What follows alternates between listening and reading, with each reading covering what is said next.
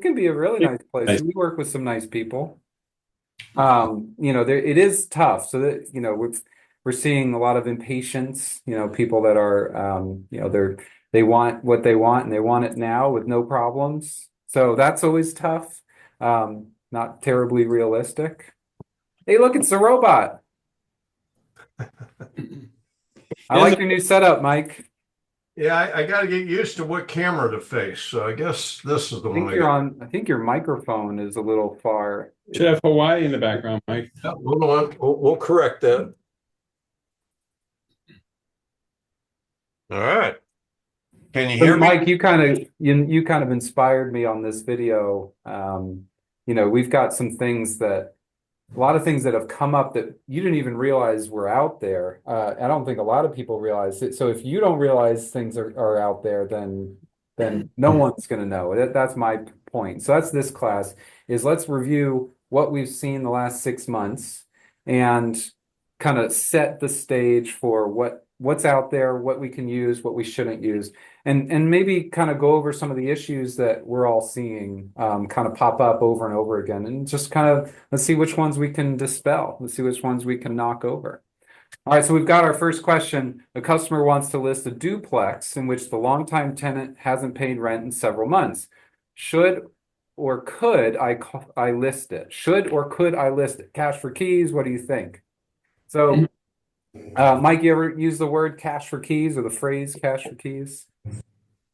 I don't believe I have. All right, so cash for keys means that you're trying to incentivize the tenant to just leave. That's cash for keys. So if they won't leave willingly, maybe we can incentivize them. We can pay them a little bit of money. Maybe they can use that to put down a security deposit somewhere else. And the reason you would do this is because otherwise you're going to have to spend a lot of money and time trying to evict them. So an attorney, or even if you're doing it yourself, closing costs or court costs are probably a couple $100, and it's easily going to take 30 to 60 days, if not more. So cash for keys, you kind of have to put your pride to the side, right, Dad? You have to, this person who hasn't been paying you, all of a sudden you're going to pay them. It sounds Yeah, close. I get that a lot, honestly, Christian, and it's an actual benefit to the owner of the property to do cash for keys. I Sure. break it down into three parts.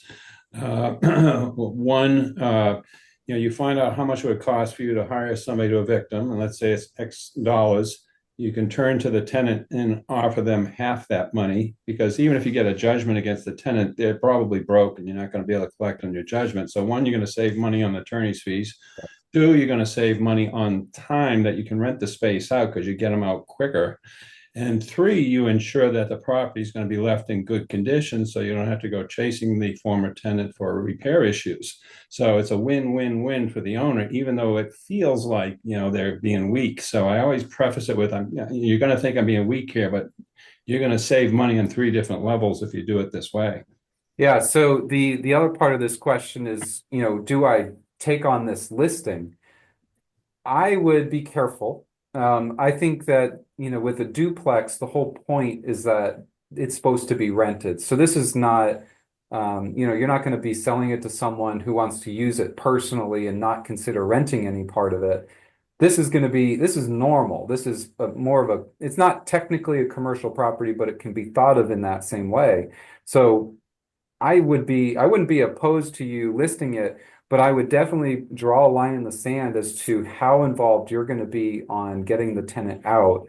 Be very careful that if you volunteer to say, I'll call him, I'll see if I can get him out of there, all of a sudden, that's a really slippery slope. You could end up spending a ton of time helping this customer out. And that's really not our job. Our job is to sell the property, not to evict, tenants. That sound right, Mike? Yeah, I'll tell you, I'm thinking out loud because Christian, I copied your microphone and your camera, but my camera's off to the side. So if I'm going to face you, I can't see you in the monitor. So I got to talk to Andrew about that one. I'm learning. You're learning. I got to You'll pick figure your it brain a out. little later.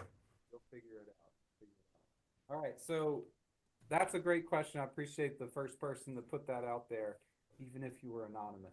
Your volume dropped, So Christian. Mike, you said something to me yesterday or the other day. You said, I didn't even realize. Nobody told me, right? And so we were talking, one of the things that no one told me was the broker compensation agreements.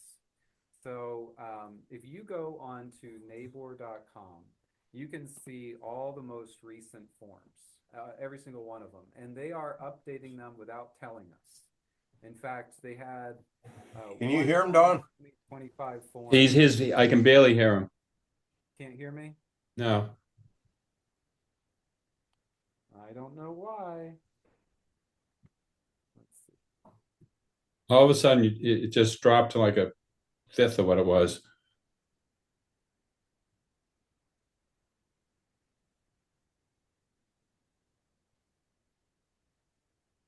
Can't hear you at all now.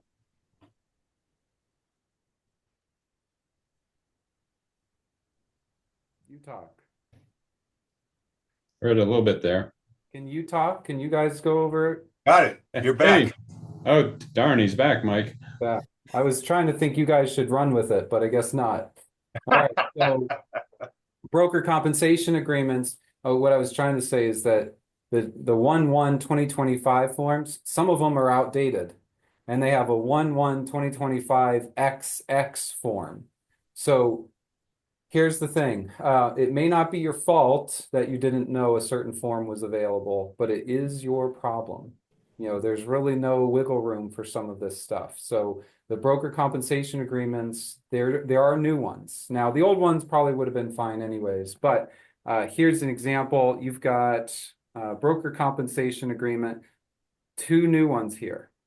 So one of them says listing broker to buyer's broker, and the Yeah. other says seller to buyer's broker. Mikey, I don't think you realized that there were two different ones. I discovered that this weekend. Yeah, it's and so once you realize it, and Mike, you and I and Dad, we see this very frequently, so we're going to come across it really quickly, and They I'll try and put this. copied Farbar, Christian, because they do it the same way. What did you say? They probably copied Farbar because They probably did. You're on legal resources. What did they do? I think they copied Farbar, Christian, because they have that's been there with Farbar like for a long time. It has, exactly, and it makes sense. Now, so this kind of brings up another item. How do we do broker compensation agreements? What's the process? What's the safest way to do this stuff? It's a little tricky, but here's my take on it. So number one, I don't really think it's worth calling every agent and asking them how much they're offering. I think that is exhausting, and that especially if you don't even know if you're going to be making an offer. So I think you should just set up the appointment, go see the property, and if the buyer's really interested and they want to make an offer, I can understand then asking how much they're offering. But a lot of people aren't even doing that. A lot of people, so it's what they'll do instead is the other form that some people don't realize exists. Let's see if I can pull it out here. It's the addendum to the sales contract. Well, that's right. And how does that form work, Dad? Well, I mean, what I was going to say is you just make your buyer broker agreement with your buyer and then tell the buyer any offer you make is going to include this form, which is an addendum to the sales contract, making the offer subject to either the listing office or the seller paying the buyer broker compensation. So if you show the buyer both, here's your buyer broker agreement, then you show them that this is going to be part of any offer. It takes the sting out of it. In fact, I had one lady call me on this, and I said, just give somebody from New Jersey, and I said, just give them the basic NABOR contract with this addendum and you buy a broker, and they can see for themselves and have their New Jersey lawyer look at it and tell them they're going to be all right. Yeah, it makes a lot of sense to do this on every deal. So here's the scenario. You saw the property, your buyer loves it, and they want to make an offer. You could call the listing agent and ask how much they're offering and put together the broker compensation agreement, listing broker to seller broker. You could definitely do that.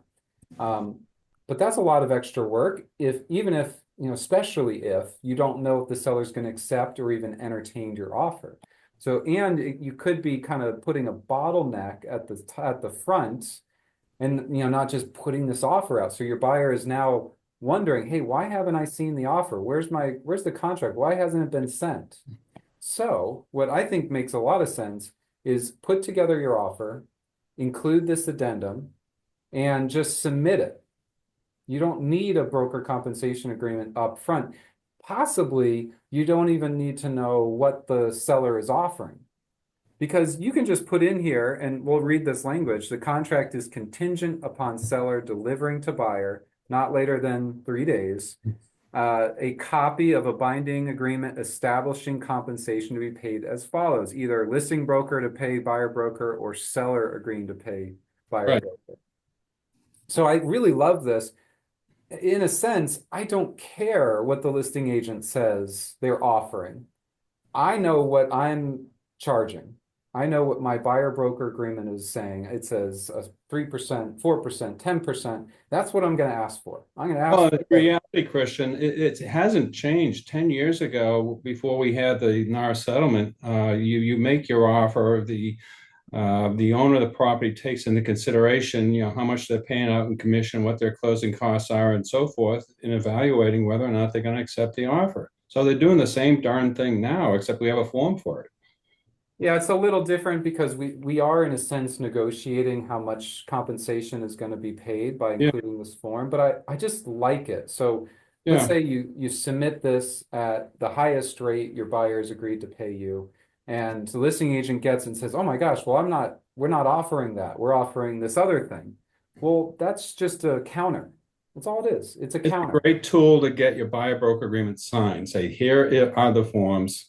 If they're from up north, That's the second part. That's the other benefit is if you're trying to get your buyer to sign the buyer broker agreement, you show them this form and say, every offer we make is going to include this contingency, right, but the seller will pay it. and it's in their control entirely. Otherwise, Completely in the buyer's unless control. it's there. They don't want, if they feel like the seller won't be paying it, then, they don't have to make the offer. They don't have to, but this is a Right. contingency. It's like, hey, it's contingent on us getting an inspection. Great. Yeah, of course. It's contingent on the seller agreeing to pay your compensation. Perfect. It's in the buyer's control. So I like it for two reasons. One, it resolves the bottleneck. And Mike, you and I have been looking, and Dad, we've been looking at how do we resolve bottlenecks and just get deals moving forward. This is one of those. How do we remove that bottleneck and get the offer in front of the seller? This is a great way to do it. It also removes the bottleneck when you're signing that buyer broker agreement, because you can show, like you said, Dad, both forms and say, this is how we're going to make every offer. And if the seller says, no, I'm not paying your compensation, well, now you have new information. Now, And think of the psychology of this. I mean, people give a certain amount of credence to what you say verbally versus much more credence to what you actually show them in print. And then if you couple that with somebody who's being particularly difficult with, well, have your lawyer call our lawyer and they'll go over it with them, that puts them at ease immediately, I would think. yeah, it does. It does. So if seller does not deliver a copy of the binding agreement, which would be a broker compensation agreement, buyer may terminate the contract during that delivery period. The deposit will be returned to the buyer in that scenario. So Right. it's a pretty good form. I really do like this. It also resolves the next myth. So about a year ago, maybe a little less than a year ago, the NAR settlement was announced. And one of the very first things that we said on this video was that maybe you don't list a co-broke in the listing agreement. Maybe you just leave it blank and you just negotiate how much you are going to earn as the listing agent, right? So one of the clunky parts of that advice was, well, how do I answer the buyer agent's question when they say, how much are you offering? Because the answer really is nothing. We're not offering anything. And I've actually gotten information from agents who have taken that advice and run with it. And they actually had some feedback for me. Yeah. They basically said, we just negotiate our compensation as the listing agent. And then when a buyer agent calls and says, how much are you offering? I just tell them to include it in their offer. Just include it in your offer, the seller will pay it. That's all they say. It's those I don't know if it's one sentence or two, but included in your offer, the seller will pay it. And in that scenario, the listing agent doesn't really care how much you ask for. You could ask for the world. It will impact the ability to get under contract possibly. But in that scenario, again, it removes another bottleneck. Why do I have to negotiate how much the buyer agent is getting paid on the front end, especially if it's a below market rate that you're offering a buyer's agent? So if you, historically, and I'll just, I'm not a realtor, so hopefully I won't get in trouble by saying all this stuff, but historically we saw maybe a 6% commission split 50-50. Well, if you have a seller who's like, I'm not paying that, I'll pay 1.5 to a buyer's agent. Well, why put anything? Why put anything? We're just upsetting the other agent. We're just kind of putting these, obstacles, right, Dad? Yeah, bottom line, you can just offer less money to the seller. I mean, it's kind of, we're making it too complicated. If you could Make it too simplify complicated. Yeah, so people, take that complication off. yes, Don't offer compensation keep it within simple. your listing agreement and simply tell the buyer's agent, include it in your offer. Include it in your offer. One Now, of the myths that this leads into as well is that we're all the same throughout the country. The law is all the same, and it's not. So if you couple this with have your lawyer in whatever state you're from call, that gives them that comfort that they're safe. Uh, Can I give you one of the questions on that sure. form that you pulled up, Christian, that we Yeah. get?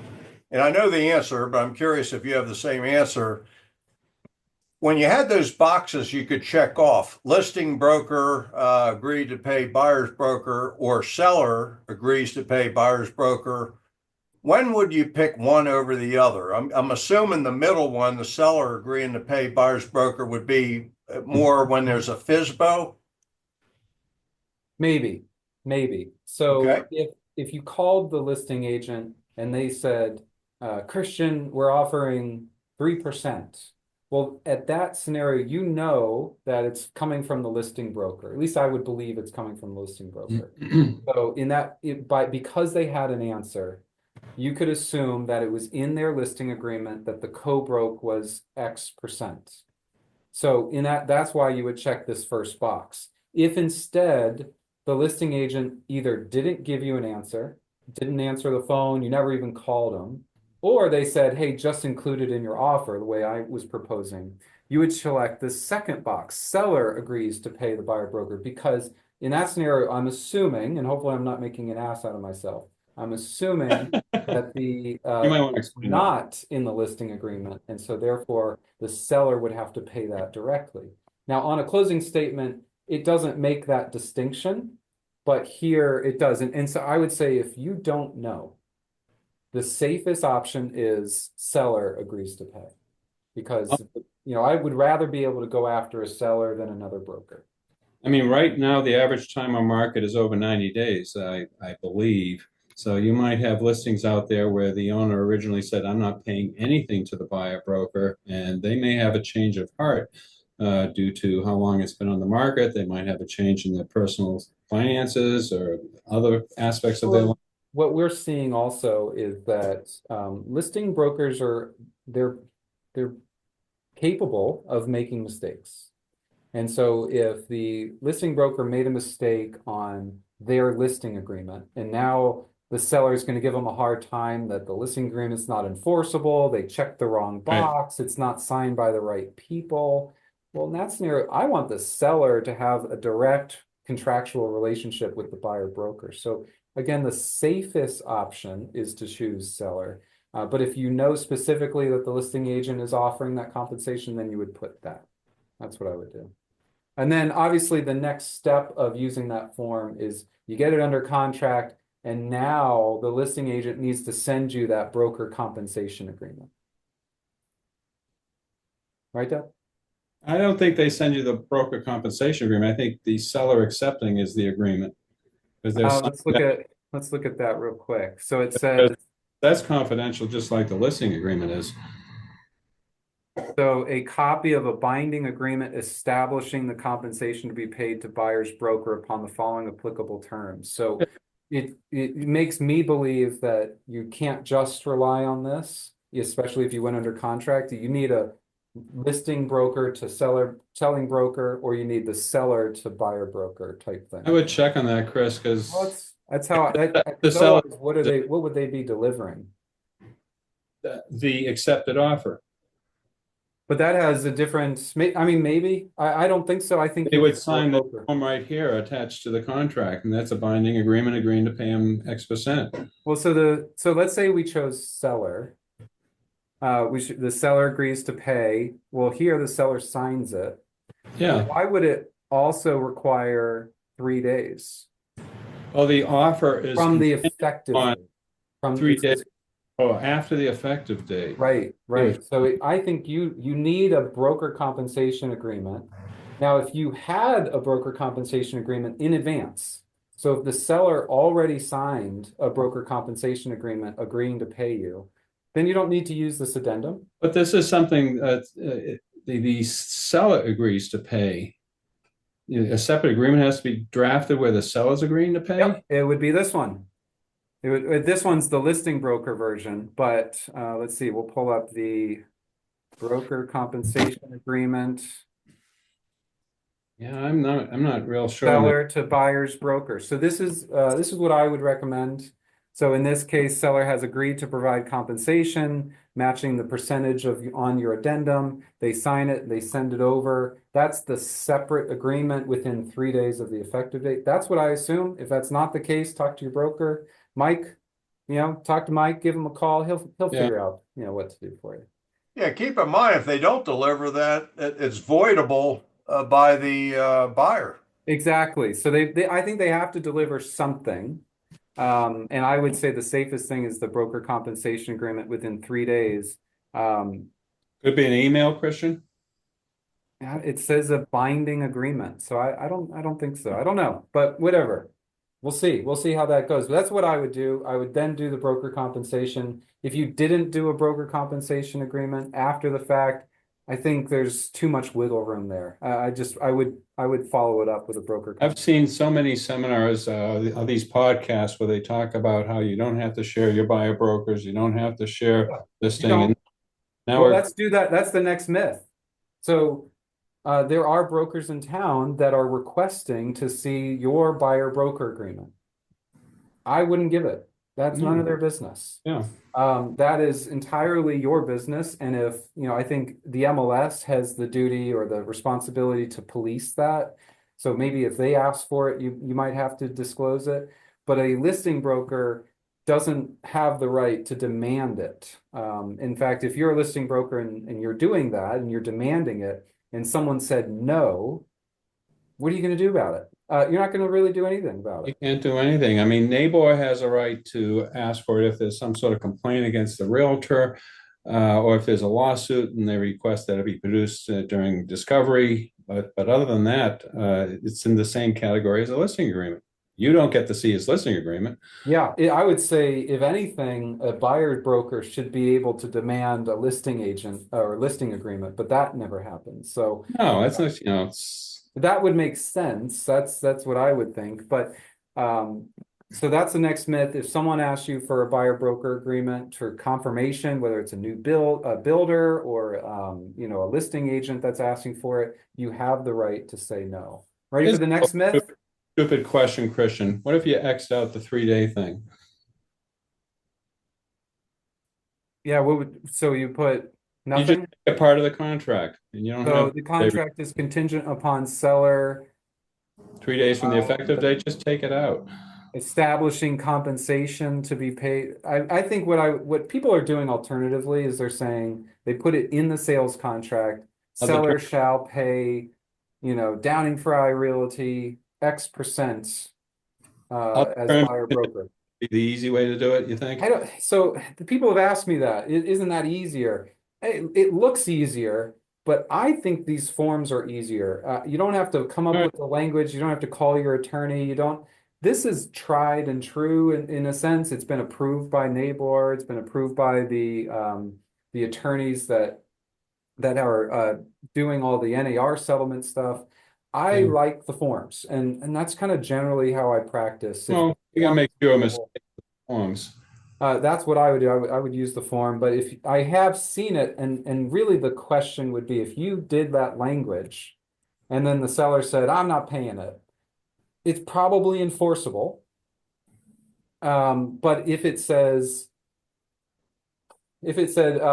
John R. Wood shall pay Downing Fry 3% at closing, well, John R. Wood and Downing Fry don't sign the contract. Yeah, I don't like that at but all. this is the seller paying the If the buyer. seller's agreeing to pay it, I think that makes sense, unless, of course, that's the wrong number. So let's say it's 2% that is in the contract, but really what the broker was asking for was 3%. And it's like, wait a second, who's right? And let's say Downing Fry didn't sign the sales contract. Maybe the listing agent or the seller crossed out 3%, put two, buyer and seller sign it. Well, now you're in a bit of trouble because now the buyer possibly owes more. I just don't like it. I like the form. I like the form. Have the agent sign Hey, something that. not to disrupt your flow, you mentioned earlier that we have new buyer broker agreements for this year. Mhm. After already having buyer broker forms for this year, is there any problem with using any of those? I don't think so. I think you can They use all have the the old four, ones or right? the new ones. The only change they made was that now there's a specific form for listing agent to buyer agent or seller to buyer's agent. Yeah, So and that's really the only difference. that's bar. They forgot that. Yep. All right, next myth. You ready, Mike? This was another one that I someone actually can I make one final point on that made two. that addendum to sales contract for compensation? It seems to me that's a dangerous addendum to the seller because if they forget to return a copy of the agreement to the other side, you've given that buyer an out. I Would can that see be a that. correct way Yeah. of looking at it? Yeah. So if one thing, it's 3 days.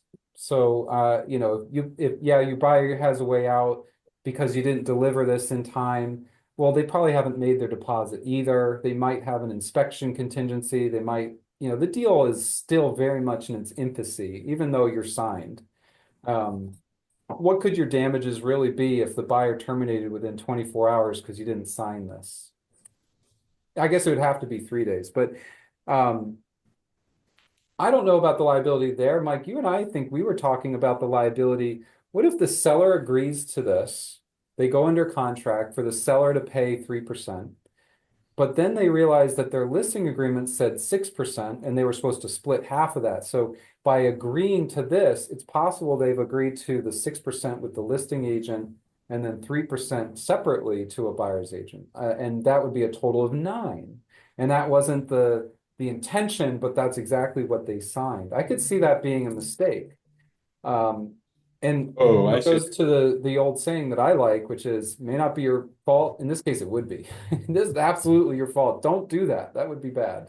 Actually, Legal Resources was smart because in looking at that verbiage there, it says buyer may terminate the contract not later than 3 days after expiration of the delivery period. So they did limit the out for the buyer. After Yeah. three So days yeah. after the termination period, they can't get out for this So this reason. would be you'd have 3 days for the seller or listing agent to deliver a broker compensation agreement. And then if that never happened, the buyer has 3 more days to terminate due to not getting this. So don't make that mistake. Send a broker compensation agreement, send something that your attorney or your broker has approved to meet this addendum. Something where the seller is agreeing to pay the buyer broker fee. Because you have delivery period referred to in that form and effective date both. Yeah, yeah. Even the 3 days, even though they're both three, they're actually for different things, and I think that's a little confusing. Um, I got another question for you, Mike, that you brought up. Someone mentioned, and this is where it gets really tricky. We're talking about condos, and you mentioned that someone asked, "Do I still need to do a condo addendum if it's only 2 stories tall?" Right? This was that was the Yep. question. Yep. And the answer is a very simple yes. Every condo needs a condo addendum, or in FARBAR, a condo rider. Every single condo. And I'll kind of give you the background on that. So last year, before all this condo stuff changed, the necessary condo disclosures were included in the NABOR sales contract. They were just a part of it. So you really couldn't mess it up. If it was a condo, you were covered, and then you would just have to send your condo documents. Well, with all the new statute updates with condos, NABOR realized that this was going to be just a huge sales contract. It was already 11 or 13 pages. And by adding on all this extra condo disclosure, it'd be like 15, 16, or 17 pages. And so they didn't want to do that. And I actually presented, I said, look, let's just do a separate condo addendum that has to be included on any condo. Keep our standard contract, keep our as-is contract as small as possible. Mm. So that's what they did. And it matches how FARBAR does it, right, Dad? Yeah, I didn't know you came up with that idea. Congratulations. Every once in a while. They did take that, they took that and ran with it. So on any condo, you have to use the addendum or the rider if it's FARBAR. And then, so that's the big condo myth that I want to make sure I bust. This is not related to milestone inspections or structural integrity or turnover. It's just every condo. Every because of that 3-day rescission period is in the rider now. It's not Yeah. in the body of the contract. Right. So now we'll look at some practice advice, or practical advice. If you have a condo, I think you need to not only get all the condo docs in advance, but you should get that condo addendum in advance as well. So we have a checklist that I'm developing that I'm going to share with everybody once it's done. But it will basically be a checklist for getting a new listing, single family home, and then a separate checklist for getting a new listing condo. And it has different things that you're going to now need to have. So here's what you need just to get the listing. Here's what you should have when you get the listing, like a seller disclosure, condo addendum, condo documents. And then here's what you need by the time you have a sales contract. So check, check, check. Did I do all these things? And with all of these new requirements, I think it's a really important thing to have that list, whether you make it yourself or use the one that we're going to develop. We actually have something very similar. I don't have any contracts here in the office, but we have a sticker, and it just, our staff has been doing this for a long time, and they could probably do it off the top of their head. But when someone else picks up the file, or if they haven't looked at it in a couple of days, they look at it, and on the sticker, it just has checks. What have I done? What do I still need? Are there any notes? And we write on the file. Dad, you trained them how to do this. You write right on the file. By Janet. It's not super sophisticated. It's really just a sticker. That's all it is. And so that's something I really want to encourage people to use. Over the last couple of years, we've seen several issues pop up because they missed something. Oh, I didn't realize, or I don't know if you'll be able to read it. Nobody told me. But nobody told me. It's too bad. We got to figure that out. Show them. I mean, because that is. Do you have a sticker available? No, I was looking around. I don't have any files right here in my office. So, because the beauty of that is, no matter who works on the file, they know what's been done, or what conversations you had with the client, for example. Yep, exactly. Does the buyer have wiring instructions? And you make sure that they have the wiring instructions. You check the box, right? And then 3 weeks later, when the buyer calls you, I never got wiring instructions. You're like, yeah, you did. You got them on January 1st. And like, oh, okay. And you know who gave it to him. You know who gave it to him. You know who the closer is on the file. You know who, has the buyer gotten their insurance? Do you have a copy of the survey? Do you have their owner's title policy? And if, let's say, you don't have an owner's title policy, you would check the other box, which is not available, or the seller didn't provide.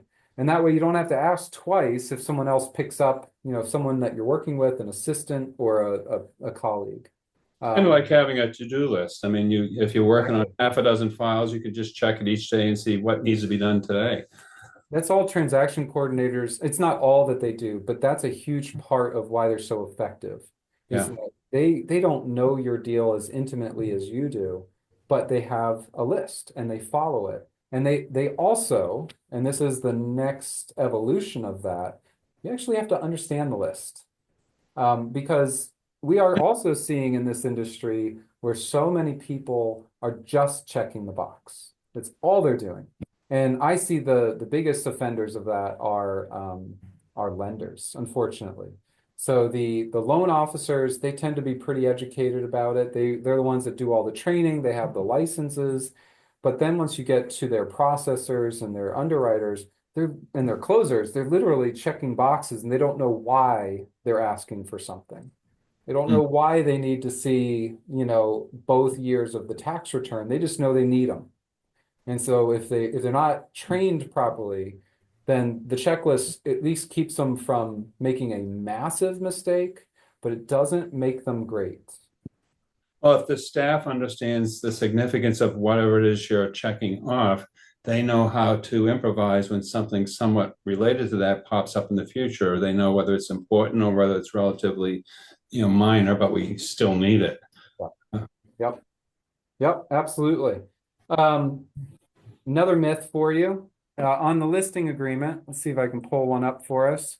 Listing agreements have they have language about condos in here. Let's see if I can show you what I'm referring to.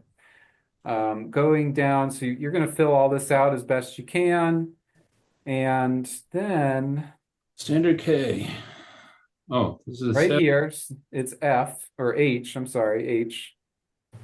Nope, H is homeowners and that's co-op. No, is this is a listing agreement. this. So we've got to go. I want to show them the condo questionnaire. Where's the condo questionnaire? Did I skip it? Where is it? Did they remove it, Dad? I think I was napping during that part of the meeting. Keep going down. They didn't remove it The questions. this year. So there's compensation.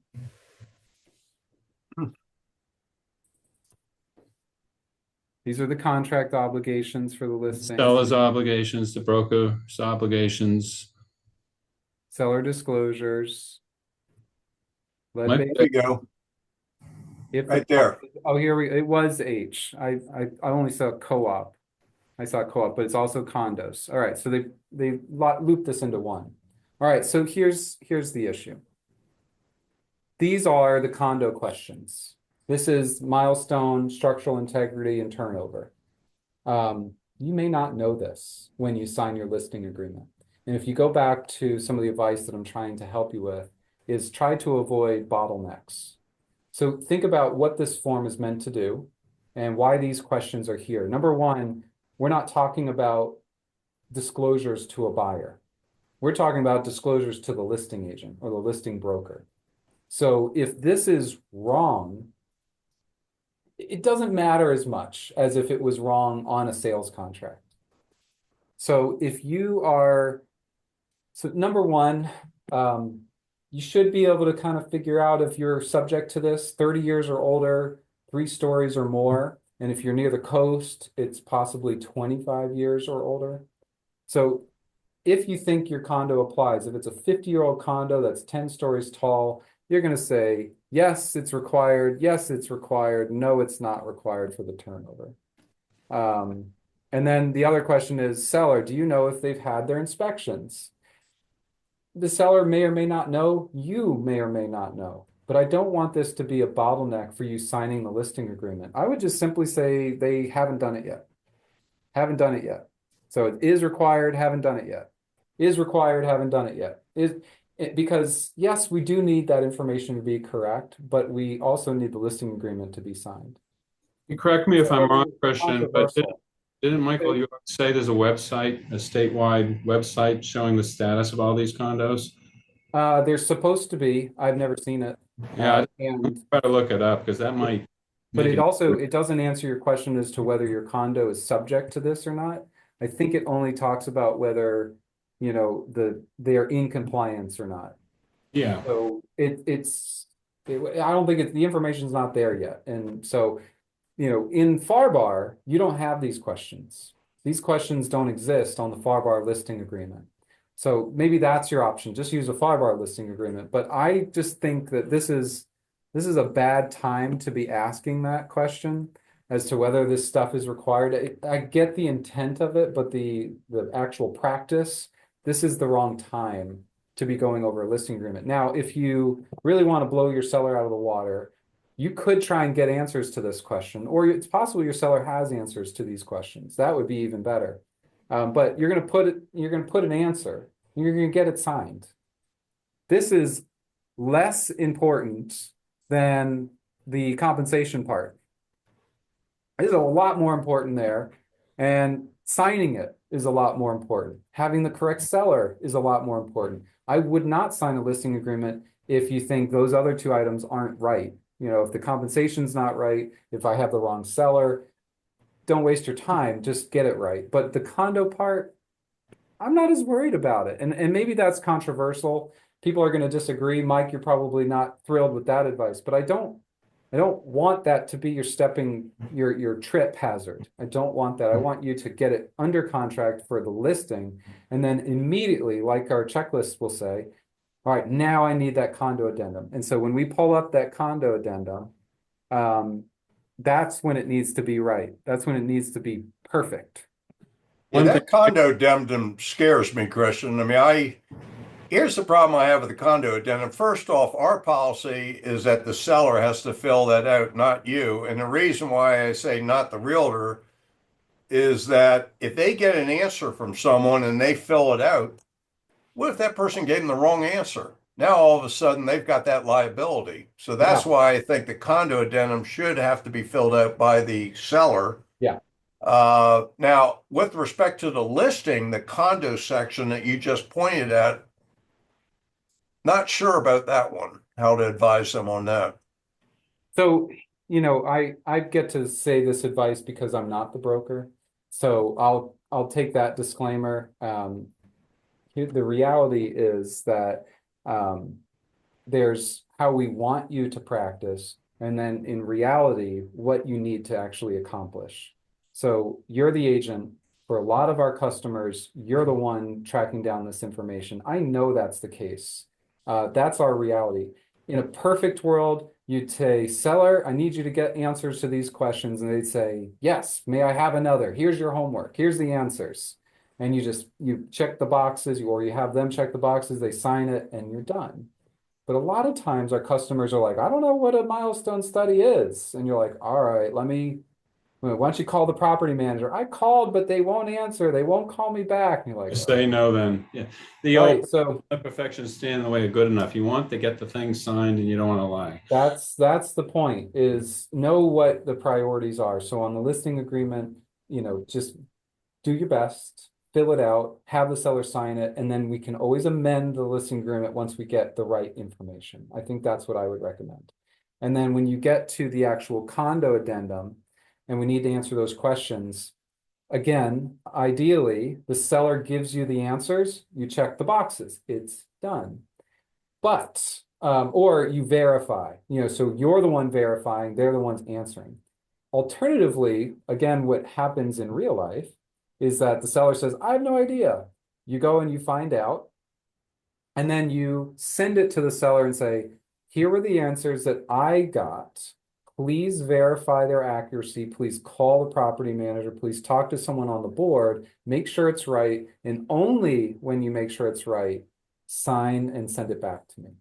And that's the condo addendum. That's what I would recommend, because practically speaking, you're going to be doing this a lot of the times. And so if you're forced to do it, I want you to, make sure, do your best, find it as possible, tell the seller where you got the information, tell them who you talked to, and then say, please verify, go call someone, go knock on someone's door, make sure it's right. And then, and only then, sign it. And so if you have that in writing, I think that that's a really good way to practice. And we have a safety net here, Mike.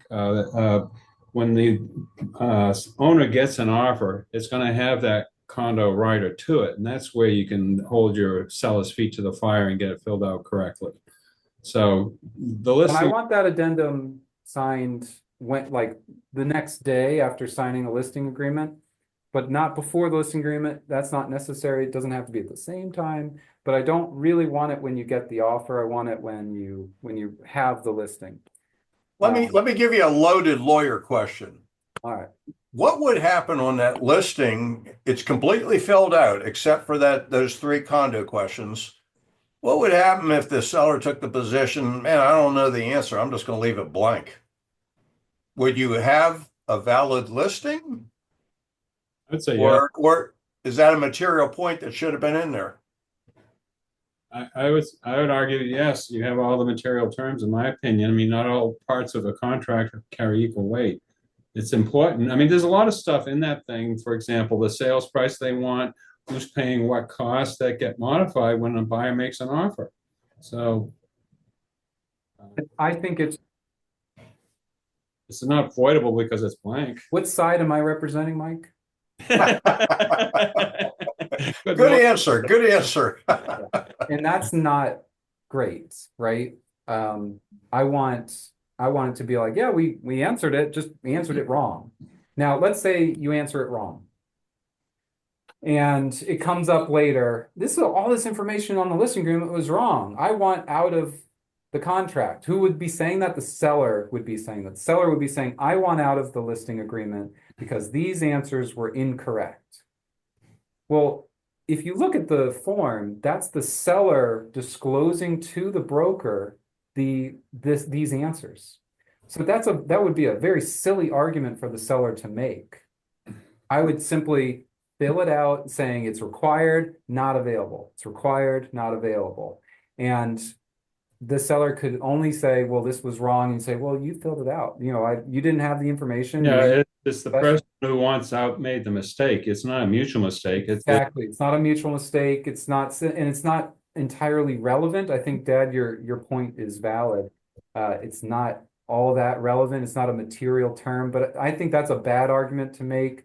The better argument would be that's you filled it out. You're disclosing to me. Yeah. Going before a judge and saying I want out of this deal because I made this mistake is you're going uphill. Right. Sure. Right. So now if we fast forward to a buyer and we're talking about the condo addendum, in that scenario, if it's wrong, the buyer can terminate. Absolutely. And that's a much bigger issue. That's the thing we need to really worry about. That's why on every condo, we have to have this form, because if we don't have the form or we don't answer those questions, buyer can terminate. And They probably will. Terminate all the way up to closing, for crying out loud, because that's the 3-day rescission for any condo is in that thing. Right, exactly.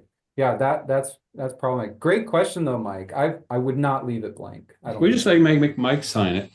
What I would like to see happen is NABOR remove this.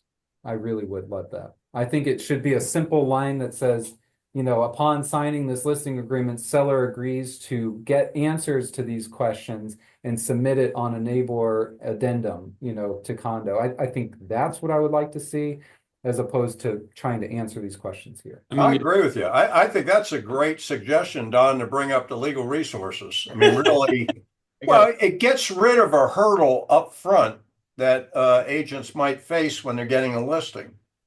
Yeah, I don't know bottlenecks in there to be honest, because it's going to be modified by whatever the buyer offers. I mean, the buyer can use whatever form contract they want, and they have listed in the listing agreement. You're paying dog stamps, you're paying cost to update title, you're going to do prorations, you're listing it for $1 million. Well, you get an offer for 800,000 with the title insurance being put on the seller, it gets modified by that. Yep. So Yep. It's extraneous information. It's almost disclosure information in a weird way, what you might be paying. That's all. Yeah, that's exactly what it is. Mike, any other myths before we close up for today? No, actually, you hit a lot of great topics today. And I really am going to recommend people to watch this, because the questions you brought up are questions that we're getting over and over and over. And it's a great topics today. Awesome. Love it. Good job, Chris. All right, guys. Well, good luck this week. If you have any specific questions you want to go over something, just give me a call and good luck getting things under contract. Get it closed. Bye, guys. Okay, Chris.